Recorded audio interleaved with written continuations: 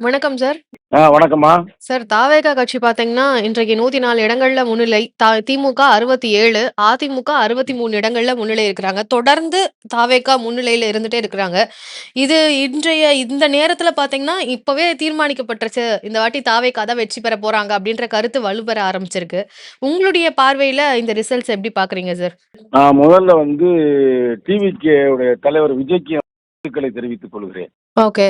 ஏன்னா, மக்களுடைய தீர்ப்பு தான் இறுதியான தீர்ப்பு. ம். அந்த வகையில மக்கள் அவர தேர்ந்தெடுத்திருக்கிறாங்க. ம். அதுல குறிப்பா என்னைக்குமே ஒரு அரசாங்கம் எந்த ஆட்சியாக இருந்தாலும், ம். அரசாங்கத்திற்கு ஒரு எதிர்ப்பான ஒரு அலை எப்பயுமே இருக்கும். ம். அந்த எதிர்ப்பு அலைய அவர் சரியா பயன்படுத்தி இருக்கிறாரு. அது மட்டுமல்லாது, அவர் ஒரு சினிமா நடிகர்.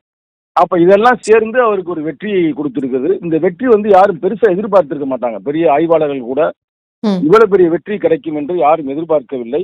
ஆனால் அவ்வளவு பெரிய வெற்றி கிடைத்திருக்கிறது என்றால் அதை நம்ம வாழ்த்தித்தான் ஆக வேண்டும். அது மட்டுமல்லாமல் தலித் ஓட்டுகள் அவருக்கு பெருவாரியா கிடைத்திருக்கிறது. நீங்க பாத்தீங்கன்னா 44 தொகுதிகள் மொத்தம் தலித் தொகுதி இருக்குது. அது நீங்க பாத்தீங்கன்னா ஏறக்குறைய 30 தொகுதிக்கு மேல இவர் லீடிங்ல இருக்கிறாரு இப்ப. ஓகே. அப்ப அது ஒரு முக்கியமான காரணம். அதுக்கு என்ன காரணமாக இருக்கும் என்று நாங்கள் பார்க்கிறோம் என்றால், சென்னையில ஆம்ஸ்ட்ராங்குடைய மனைவி அவங்க தேர்தல் நின்றாங்க. ஓகே. சரிங்களா? அவங்க அண்ணா திராவிட முன்னேற்ற கழக ஆதரவுல நின்றாலும் கூட அந்த பெண்களுடைய பாதிப்பு ரொம்ப பெரிய பாதிப்பு இருக்குது. ஓகே.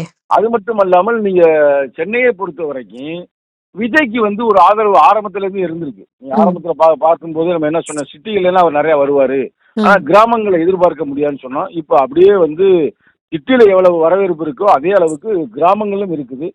அதனால இது நம்ம அதான் எதிர்ப்பு அலையை கரெக்டா அவர் அறுவடை செய்திருக்கிறார். அதுதான் நம்ம பார்க்கணும். ஏன்னா இப்ப தமிழக முதல்வர் தளபதி ஸ்டாலினே இப்ப பின்னடைவாக இருக்கிறார் அப்படின்ற மாதிரி செய்தி வருது.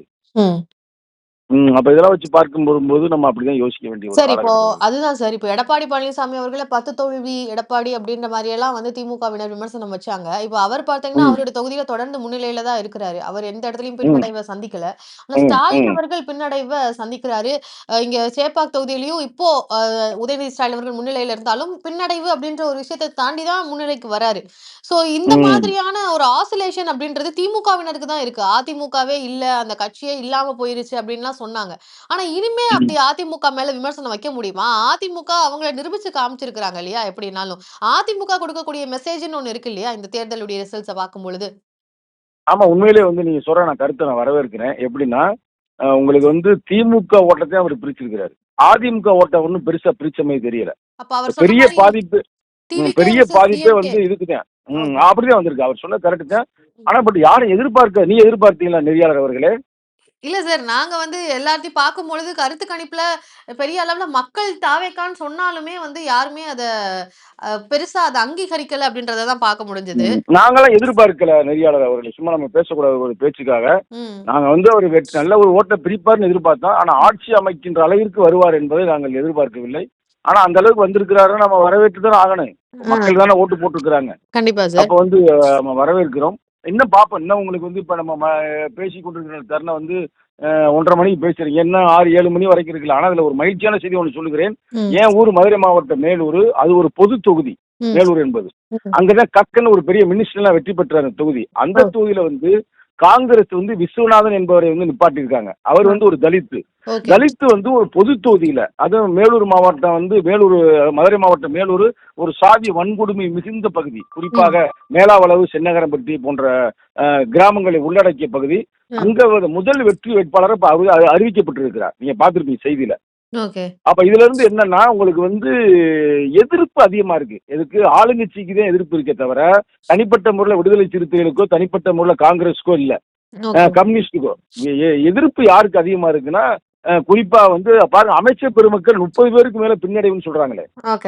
ஆமா சார். ம் சரி. இப்ப அதெல்லாம் குறிப்பா பார்க்கும்போது பாத்தீங்கன்னா, திருச்சி இப்ப யார்கிட்ட கேட்டாலுமே திமுக வெற்றி பெறுமா? தாவேகாவா? அதிமுகவான்னு கேட்டா அவங்களுக்கு ஒரு கன்ஃப்யூஷன்ஸ் இருக்கும். இப்போ சில ம் ஸ்டார் கேண்டிடேட்ஸ சொல்லி கே.என். நேரு வெற்றி பெறுவாரா? பிடிஆர் வெற்றி ம் பெறுவாரா? அப்படின்னு கேட்டா, நிச்சயமா அவங்கலாம் ஜெயிச்சுருவாங்க அப்படின்ற ஒரு கருத்த ரொம்ப ஸ்ட்ராங்கா சொல்லிருவாங்க. ஆனா இந்த ம் தேர்தல் ரிசல்ட்ல பார்க்கும்பொழுது பிடிஆர் அவர்கள் அங்க ஸ்ட்ரகிள் பண்ணிட்டு இருக்கிறாரு.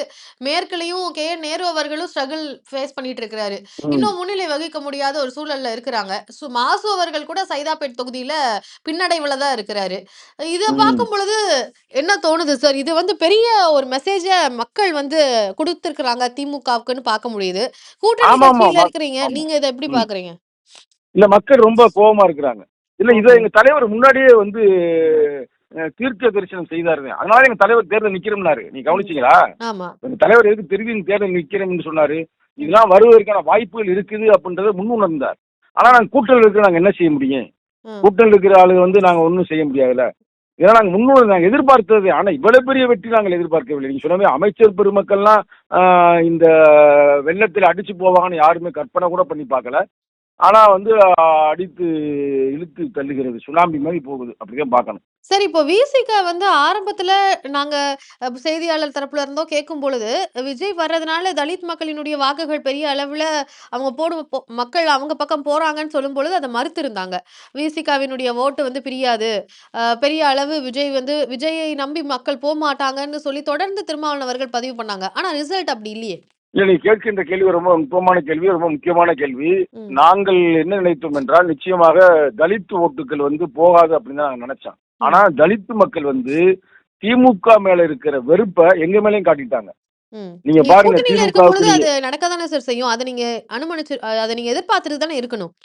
இல்ல நாங்க வந்து என்ன நினைச்சோம்னா, எப்படியும் தலித் மக்கள் வந்து நிச்சயமாக நம்ம இருக்கிறனால நம்ம அணிக்கு ஓட்டு போட்டுருவாங்க அப்படின்னு தான் நம்ம நினைச்சது. ஓகே. ஆனா அத விட அவங்க வந்து பல விஷயங்கள் நடந்துச்சுல. வேங்கவயல், மேல்பாதி, அதே மாரி அங்க இதுல திருநெல்வேலி சரி. பையன் சின்னத்துரை வெட்டப்பட்டது. ம். அ கபடி விளையாண்ட பிள்ளைகள் வெட்டப்பட்டது. இதெல்லாம் மக்களுக்கு ரொம்ப கடுமையான கோபத்தில் இருக்காங்கன்றது நான் இத வச்சு தான் பார்க்கிறேன்.